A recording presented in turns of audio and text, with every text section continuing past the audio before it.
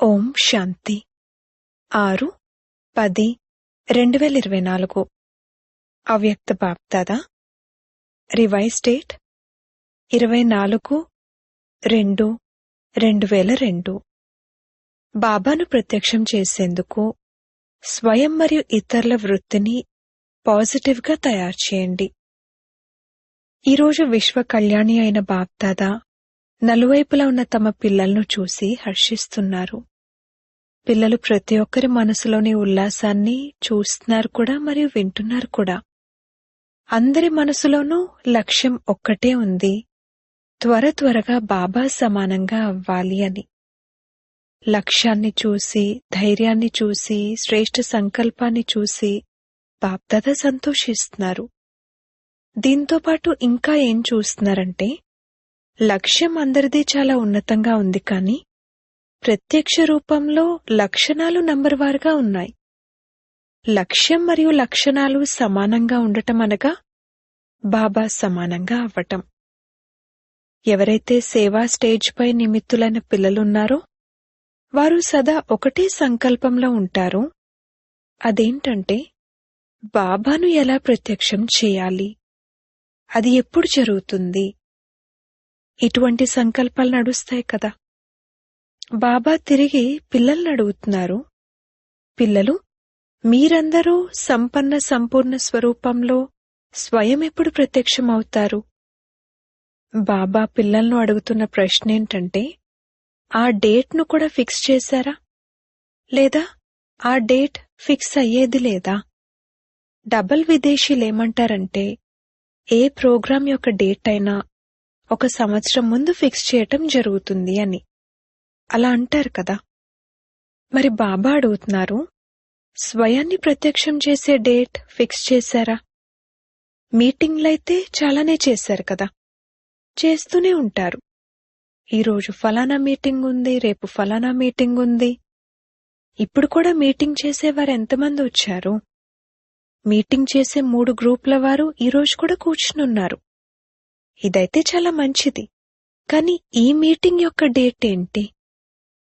ఏదైతే ఆలోచిస్తారో అవే మాటలుండాలి, అవే కర్మలుండాలి.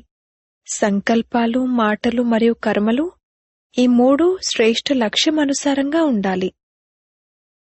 విశ్వ కళ్యాణానికి నిమిత్తులైన ఈ పిల్లలందరూ, సర్వాత్మల కళ్యాణకారులైన పిల్లలందరూ ప్రత్యక్ష రూపంలో స్టేజ్ పైకి ఎప్పుడు వస్తారు అని బాప్దాదా చూస్తూ ఉంటారు.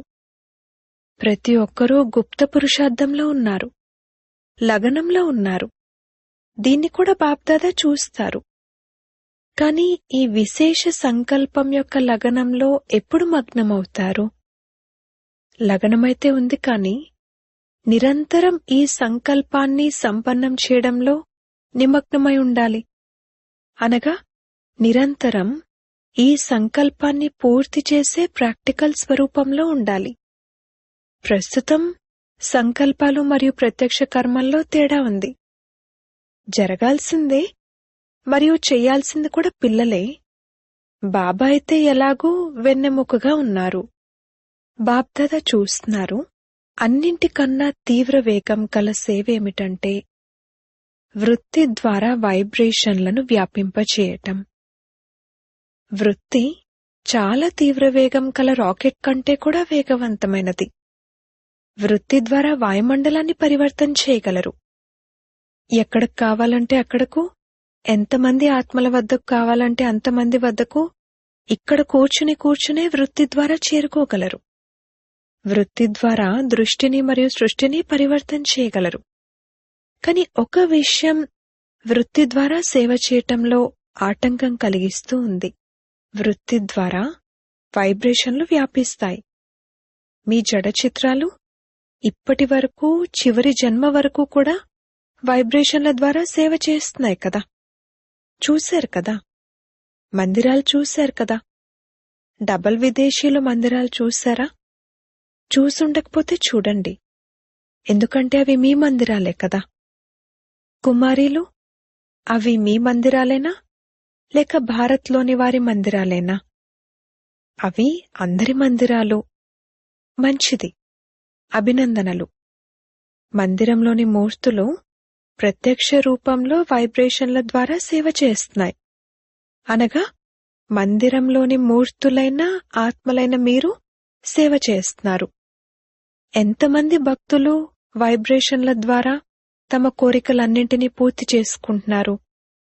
కావున ఓ చైతన్యమూర్తులారా, ఇప్పుడు మీ శుభభావన యొక్క వృత్తి ద్వారా, శుభకామనల వృత్తి ద్వారా వాయుమండలంలో వైబ్రేషన్లను వ్యాపింపచేయండి. కాని అనంటం మంచిగా అనిపించదు, కాని అనాల్సి వస్తుంది. పాండవులు కాని అనే మాట మంచిగా అనిపిస్తుందా? మంచిగా అనిపించదు. కాని అనేది ఉందా లేక సమాప్తమైపోయిందా? దీనికోసం అన్నింటికంటే సహజమైన విధి ఏంటంటే, ముందుగా ప్రతి ఒక్కరూ తమను తాము ఆంతరికంగా చెక్ చేసుకోండి. ఒక్క క్షణంలో చెక్ చేసుకోగలరు. ఇప్పుడిప్పుడే చెక్ చేసుకోండి. ఒక్క క్షణాన్ని ఇవ్వమంటారా లేక ఇలా చెప్పటంలోనే క్షణం లభించేసిందా? ఇప్పుడు మీ లోపల చెక్ చేసుకోండి. నా వృత్తిలో ఏ ఆత్మ పట్లనైనా ఏదైనా నెగటివ్ వైబ్రేషన్ ఉందా? విశ్వం యొక్క వాయుమండలాన్ని పరివర్తన చేయాలి. కాని మీ మనసులో ఒక్క ఆత్మ పట్లనైనా ఒకవేళ వ్యర్థమైన వైబ్రేషన్లుంటే, లేక నిజమైన వైబ్రేషన్లు కూడా నెగటివ్గా ఉంటే, అటువంటి వారు విశ్వ పరివర్తన చేయలేరు. ఆటంకాలు వస్తూ ఉంటాయి. సమయం పట్టేస్తుంది. వాయుమండలంలో శక్తి రాదు. కొంతమంది పిల్లలేమంటారంటే, వారు ఉన్నదే అలా కదా, అలానే ఉన్నారు కదా, కావున వైబ్రేషన్ మరి ఉంటుంది కదా. బాబా కూడా జ్ఞానాన్ని ఇస్తారు. బాబా, మీకు తెలీదు, ఆ ఆత్మ ఉన్నదే అలా. కాని బాబా అడుగుతున్నారు, వారు చెడ్డవారే, తప్పే, వారలా ఉండకూడదు.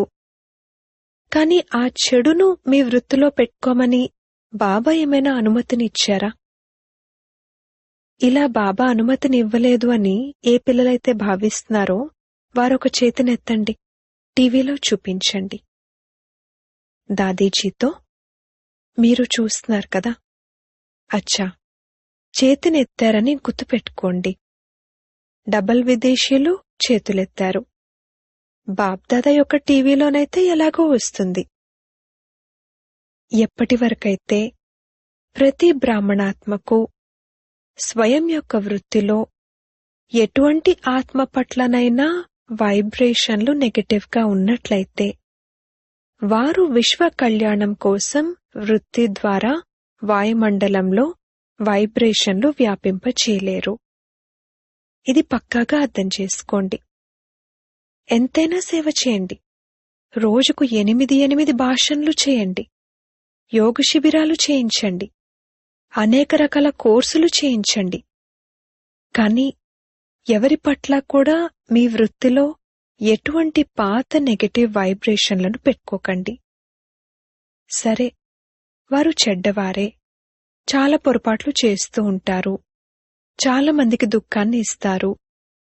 మరి మీరు వారు దుఃఖాన్ని ఇవ్వటంలో బాధ్యత వహించేందుకు బదులుగా వారిని పరివర్తన చేయటంలో సహాయకులుగా అవ్వలేరా? వారు దుఃఖాన్ని ఇవ్వడానికి మీరు సహాయకులుగా అవ్వకండి. వారిని పరివర్తన చేయటంలో మీరు సహాయకులుగా అవ్వండి. ఒకవేళ వీరు మారరు అని ఏ ఆత్మ గురించైనా మీరు భావించినా సరే, మీ జడ్జిమెంట్ పరంగా వారు మారేవారు కాకపోయినా కాని నంబర్ వారుగా అయితే ఉంటారు కదా. కావున వీరు మారరు అని మీరలా ఎందుకు ఆలోచిస్తారు? మీరెందుకు జడ్జిమెంట్ ఇస్తారు? జడ్జి బాబా కదా. మీరందరూ ఒకరికొకరు జడ్జిగా అయిపోయారు. వీరిలాంటివారు, వారలాంటివారు, వీరిలాంటివారు అని బాబా కూడా చూస్తూ ఉన్నారు. బ్రహ్మబాబాను ప్రత్యక్షంగా చూశారు కదా. పదే పదే పొరపాట్లు చేసే ఆత్మనైనా సరే, బాబ్దాదా విశేషంగా సాకార రూపంలో బ్రహ్మబాబా పిల్లలందరికీ ప్రియస్మృతులిచ్చేవారు. పిల్లలందరినీ మధురమైనవారు అని అన్నారు. 2-4 కఠినమైనవారు మరియు మిగిలినవారు మధురమైనవారు, అని ఇలా అన్నారా? అటువంటి ఆత్మల పట్ల కూడా సదా దయార్థహృదులుగా అయ్యారు, క్షమాసాగర్లుగా అయ్యారు. కాని సరే, మీరు మీ వృత్తిలో ఎవరి పట్లనైనా ఒకవేళ నెగటివ్ భావాన్ని పెట్టుకున్నట్లయితే అందులో మీకు లాభమేంటి? ఒకవేళ మీకు ఇందులో లాభముంటే సరే, ఉంచుకోండి, దానికి అనుమతి ఉంది.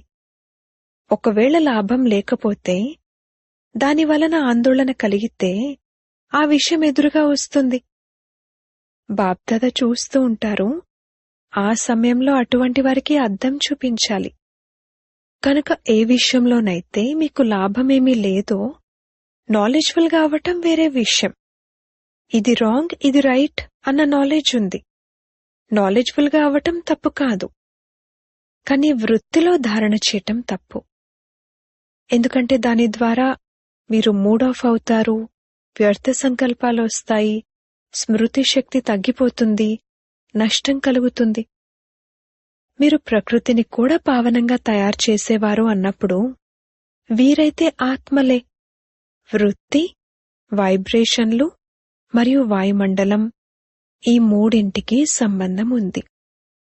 వృత్తి ద్వారా వైబ్రేషన్లు తయారవుతాయి, వైబ్రేషన్ల ద్వారా వాయుమండలం తయారవుతుంది. కాని ముఖ్యమైనది వృత్తి.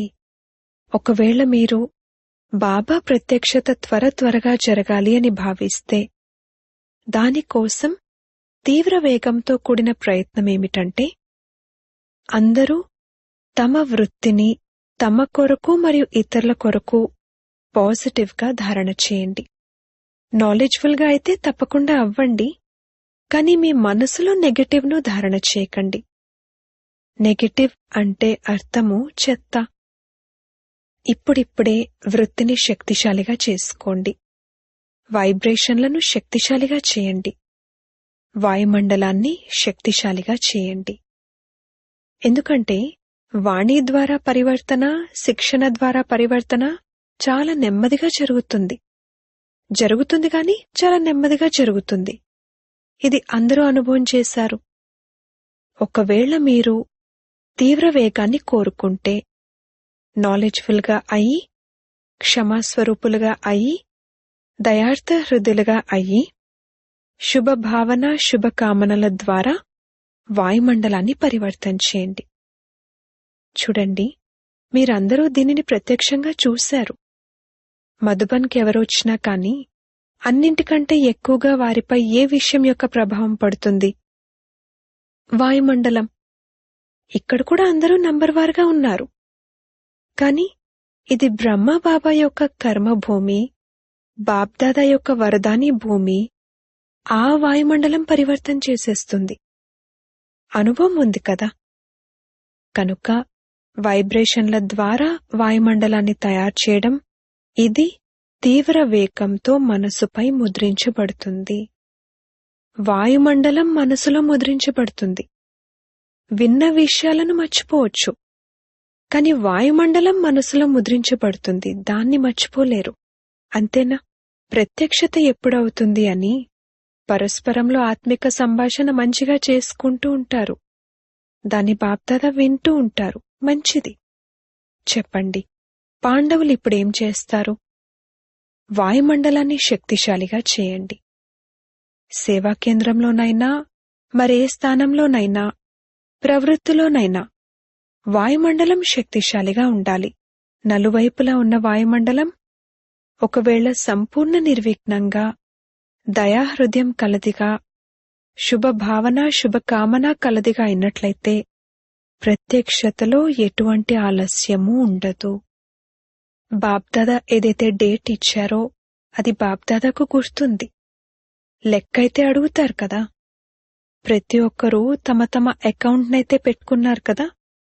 ఆ అకౌంట్లో బాప్దాదా ఏం చెక్ చేస్తారంటే, వృత్తిలో, దృష్టిలో, మాటలలో దయార్థ హృదయులుగా, శుభభావన మరియు శుభకామన కల ఆత్మగా ఎంత శాతం ఉన్నారు. ఇప్పుడింకా 15 రోజులున్నాయి కదా. ఎక్కువే. అచ్చా, ఎవరైనా చేసుండకపోతే ఈ 15 రోజుల్లో చేసినా సరే పాస్ చేస్తాము. గతానికి బిందువు పెట్టండి మరియు దయలో సింధువుగా సాగర్లుగా అవ్వండి. క్షమలో సింధువుగా అవ్వండి. బాప్దాదా డ్రిల్ చేయించారు. అందరూ విన్నారా? అచ్చా, 3 మీటింగ్ల వారెవరెవరైతే వచ్చారో స్పార్క్ వారు ఒక చేతినెత్తండి. మంచిది, చాలా మంచిది. ఇప్పుడు ఈ విషయంపైనే రీసెర్చ్ చేయండి. వాయుమండలాన్ని ప్రాక్టికల్గా ఎలా శ్రేష్టాతి శ్రేష్టంగా చేయొచ్చు. రీసెర్చ్ చేస్తున్నారు కదా. ఇటువంటి వాయుమండలాన్ని తయారు చేయడానికి ఏమేం బుద్ధిలో ఉంచుకోవాలి, కర్మల్లో ఏమేం చేయాలి, సంబంధ సంపర్కాల్లో ఏమేం చేయాలి అని రీసెర్చ్ చేయండి.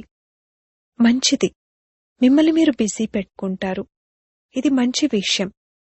కాని బాప్దాదా ఈ ప్రాక్టికల్ అనుభవాన్ని చూడాలనుకుంటున్నారు.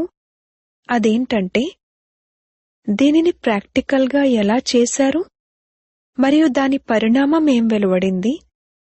ఒకవేళ మధ్యలో ఏదైనా ఆటంకం వచ్చి ఉంటే ఏమొచ్చింది. ఈ అనుభవాన్ని ప్రాక్టికల్గా చేసి చూడండి. ఇది చేయాలి, ఇది చేయాలి అని కేవలం పాయింట్లు తీయడం కాదు, అనుభవం చేయండి. అనుభవం చేసి ఉదాహరణగా అయి చూపించండి మరియు ఆ ఉదాహరణ ఇతరులకు కూడా సహయోగాన్ని ఇస్తుంది. సరేనా? వీరు రమేష్ భాయ్ నిమిత్తం కదా. మంచిది. ఇప్పటికీ ఇంకా 15 రోజులు మిగిలి ఉన్నాయి. ఇప్పుడింకా పూర్తవలేదు. ఇప్పటికీ చాలా గడిచిపోయింది, కాని కొద్దిగా మిగిలి ఉంది. కనుక స్పార్క్ వారు ఇలా ప్రాక్టికల్గా చేసి చూడండి మరియు ఇతరులకు చూపించండి. సరేనా? చేయగలరా? వీలవుతుందా? అచ్చా, మంచిది, చాలా మంచిది. అచ్చా, 2వ మీటింగ్ వారు ట్రాన్స్పోర్ట్ వారు. ట్రాన్స్పోర్ట్ వారైతే అందరికీ సుఖాన్ని ఇస్తారు. ట్రాన్స్పోర్ట్ వారు చేతులెత్తండి. మంచిది. అక్కేలు లేకపోతే గతి ఉండదు. మరి ట్రాన్స్పోర్ట్ వారు ఏం చేస్తారు? కేవలం యాత్ర చేయిస్తారా? ట్రాన్స్పోర్ట్ వారు పరస్పరం ఇటువంటి ప్రోగ్రాంను తయారు చేయండి. ఏ ఆత్మనైనా తక్కువలో తక్కువ సమయంలో దుఃఖపు ప్రపంచం నుండి దూరంగా తీసుకువెళ్లి కొద్ది సమయం కోసమైనా శాంతి యాత్రను చేయించగలగాలి. సరే, పరంధామం వరకు చేరటమైతే కష్టమే, కాని దుఃఖపు ప్రపంచంలో శాంతియాత్రనైతే చేయగలరు. ఆ ప్లాన్లైతే చాలా తయారు చేయండి. 4 రకాలుగా యాత్రలు చేసేవారికి బాప్దాదా సందేశాన్నైతే చేరుస్తున్నారు. తప్పకుండా చేరుస్తారు కూడా. ఎందుకంటే ఏ వర్గము మిగిలిపోకూడదు కదా. వర్గాల ఇన్వెన్షన్ చేశారు, చాలా మంచిది. ఇది బావుంది. ఫిర్యాదులు రావు. ఏ వర్గము మిగిలిపోదు. ప్రతి ఒక్కరూ తమ వర్గాన్ని ముందుకు తీసుకువెళ్లేందుకు ఉల్లాసాన్నైతే పెట్టుకుంటారు కదా. ఇది చాలా మంచిది. కాని ఇప్పుడు ఏ వర్గాలైతే తయారయ్యాయో, ఎంత సమయం నుండి వర్గాలు నడుస్తున్నాయి? 1.5-2 సంవత్సరాలు అయ్యాయా లేక ఇంకా ఎక్కువ అయ్యాయా? 10-12 సంవత్సరాలు అని అక్కడ సమాధానమిచ్చారు. వర్గాల సేవ మొదలై 10-12 సంవత్సరాలైంది. మంచిది, చాలా సమయమైంది. వర్గాల వారి కోసం బాప్దాదాకు ఒక సంకల్పం ఉంది. బాప్దాదా 2-3 సార్లు చెప్పారు కానీ ఇంకా జరగలేదు. అదేంటంటే ప్రతి వర్గము, ఏ వర్గం ఎంత సమయం నుండి సేవ చేసినా ఆ ఒక్కొక్క వర్గం నుండి విశేషంగా సర్వీసబుల్ అయినవారు, వారు సహయోగి అయినా లేదా సగం యోగి అయినా, అప్పుడప్పుడు వచ్చేవారైనా రెగ్యులర్గా కాకపోయినా సరే, ఇలా తక్కువలో తక్కువ 5 మంది ప్రతి వర్గం నుండి, అన్ని వర్గాల నుండి ఎదురుగా రావాలి. వారిని మధుబన్ వారందరూ చూడాలి. 10-12 మందున్నా పర్వాలేదు కాని పక్కాగా ఉన్న 5 మందినైనా తీసుకురండి. మంచి సహయోగులు సేవకు నిమిత్తంగా అయినా 5 మందైతే వెలువడగలరా లేక వెలువడలేరా? వెలువడగలరంటే తీసుకురండి. ఎప్పుడు తీసుకురావాలి అని అక్కడున్నవారు అడిగారు.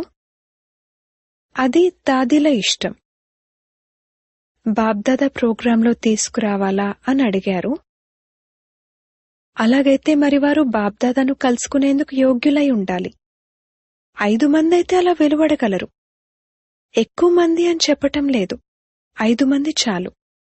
వారిని దాదీలు పాస్ చేస్తారు.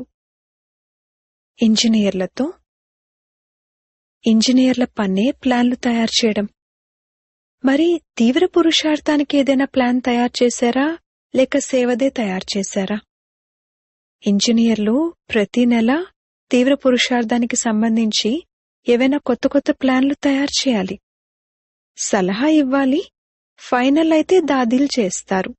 దాదీలు మీ సహచరులు. కాని ఇంజనీర్లు మరియు సైన్స్ వారు ఎటువంటి ప్లాన్ తయారు చేయాలంటే దాని ద్వారా త్వరగా కొత్త ప్రపంచం రావాలి. ఇవే మీటింగ్లు చేస్తూ ఉంటారా? ఇవే ప్లాన్లు చేస్తూ ఉంటారా? ఎప్పటి వరకు? తీవ్ర వేగంతో కూడిన ఏదైనా ప్లాన్ తయారు చేయండి. ఎందుకంటే మీ వర్గం యొక్క లక్ష్యమే మీ రాజ్యం త్వరగా రావాలి అనే దానికి సంబంధించి ప్లాన్లు తయారు చేయాలి. కనుక అటువంటి ప్లాన్లు కూడా తయారు చేయండి. మరియు సేవలో కూడా కొద్ది సమయంలో ఎక్కువ సఫలత ప్రత్యక్షంగా కనిపించాలి. అటువంటి ప్లాన్లు తయారు చేయండి. అటువంటి ప్లాన్లు తయారు చేస్తారు కదా. ప్రతి వర్గం వారు సఫలతను తీవ్రతరం చేయడానికి ఏ ప్లాన్ తయారు చేశారు అన్నది చివరి టర్న్లో అందరూ రిపోర్ట్ వింటారు. కేవలం తయారు చేయడమే కాదు, 15 రోజులు దాని అభ్యాసం చేయాలి, ప్రాక్టికల్లోకి తీసుకురావాలి. సరేనా? ఇప్పుడు ప్రాక్టికల్గా జరగాలి కదా. అందరూ ఒకరికొకరు చెప్పుకుంటూ ఉంటారు. బాబ్దాదా అయితే అందరి ఆత్మిక సంభాషణ వింటూ ఉంటారు. ప్రత్యక్షత జరగాలి అని అందరూ అంటూ ఉంటారు. కాని ముందు మీరైతే ప్రత్యక్షం అవ్వండి. బాబా కూడా మీ ద్వారా ప్రత్యక్షమవుతారు కదా. అచ్చా, ఇప్పుడిప్పుడే మీ వృత్తిని ఏకాగ్రం చేయగలరా?